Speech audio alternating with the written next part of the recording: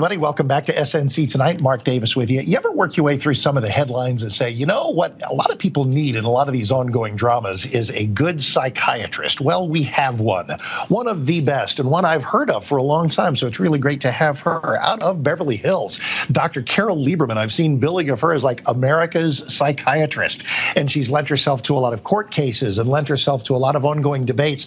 And so as we take a look at an America riven by fresh outbursts of anti-Semitism, as we take a look at a lot of what we might call conversationally crazy things going on, I can't think of anybody better to talk to. Dr. Lieberman, welcome. It's very nice to have you on SNC Tonight. How are you? Thank you so much. Fine, thank you. Let me ask. I mean, it's a really broad question, and you can take it in whatever direction you like. When someone looks at a Hamas terrorist, when someone looks at someone in another part of the world, from another culture, there's a part of us that would all like to think that as human beings, we're all kind of the same, all part of the same human family, but it's so distinctly untrue. What happens in someone's life that yields a terrorist mindset? Is it an empty fool's errand to try to understand the Hamas terrorist? It seems like we should know where these folks come from, even when they are some of our most depraved actors. So from a psychiatric bent, where do you approach that? Well, first of all, it's not a fool's errand because it's a vital errand. One of the things that is happening here is that people are thinking that the problem, the war, is in Israel after Hamas attacked it, and at the very most, otherwise, in the Middle East. But people in America are not really paying attention to the fact that it is not just going to be in Israel or the Middle East. We are all Israel. And that's because they need to understand where this comes from. It is not a political war. It's a religious war. This comes from people, terrorists, who are born and taught in madrasas, and they are taught they've made to hold a gun from the time they're about 4 years old. They can barely hold it. And they're taught all along that the best thing, the most honorable thing that you can do in your life is to destroy Israel, kill Jews, and not just that, but to go for global jihad. What they are doing in honor of Allah is to kill people. In other words, the reason why they were able to do it so brutally was because they have a religious fervor about it. It's not just about, well, we want more land. It's about pleasing their God.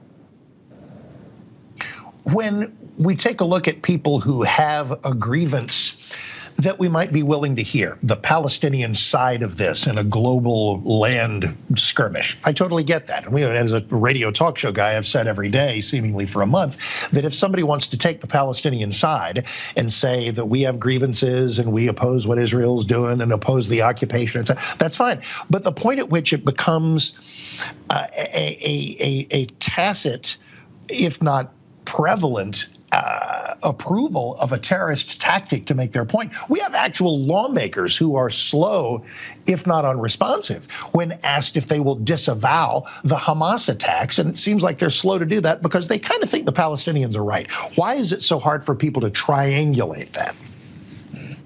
Well, there are a number of things going on. First of all, we have some people in Congress who obviously are not embarrassed to say some of these things, that they side with these evildoers, right? And they really should not be in Congress, not somebody who is supposed to be representing the well-being of the United States. But it's a combination of things. First of all, there have been no Israelis in Palestine since 2005, at least. And then, of course, the history goes back a lot further. And we don't have time for the whole thing, but basically, it's not really an occupation. But let me sort of just leave that there. But there are people, the people who are like the protesters who were siding with Hamas and who were pro-Palestinian and who were very anti-Semitic. Well, first of all, the reason why a lot of them are pro-Palestinian are because they identify with them. They have been taught, whether it's in madrasas or in their schools, colleges, that the Palestinians are victims And so people who also consider themselves victims and who have been protesting for themselves as victims, such as Black Lives Matter and LGBTQ+, they feel a kinship because now they're told the Palestinians are victims. So yeah, let's go Palestinians. Let's protect the Palestinians. And that is just very dangerous. People don't, it's amazing. Schools, Ivy League schools, Harvard, Columbia, and so on, you would think that these should be the brightest students. And yet they don't know history. They don't really understand what's going on in the world. They don't even know. And this is the key thing. I've been saying for years and years, actually, I've been working as the terrorist therapist since 9/11, helping people cope with terrorism and so on. And I do a podcast called The Terrorist Therapist Show.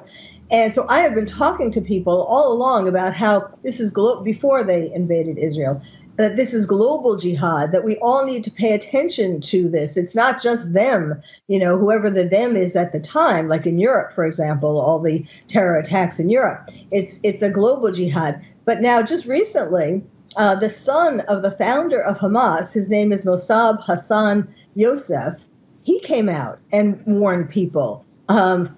Basically saying the same thing, but of course it's more credible or more important, coming from him, basically warning people they are after you too. They are after the whole world, and this goes back 1,000 years. It's not like something that they just decided to do. So if I can, in our last couple of minutes, let's bring this whole anti-Semitism, this burst of anti-Semitism that's been on display in our universities, on America's streets, and globally. What exactly is going on there? Has this last month of Israel versus Hamas simply given rise to a burst of anti-Semitism in the American culture that was always there, just waiting to be awakened? Well, there's more of it here now than there has been in a very long time, and I think that comes from the teachings, as I was saying.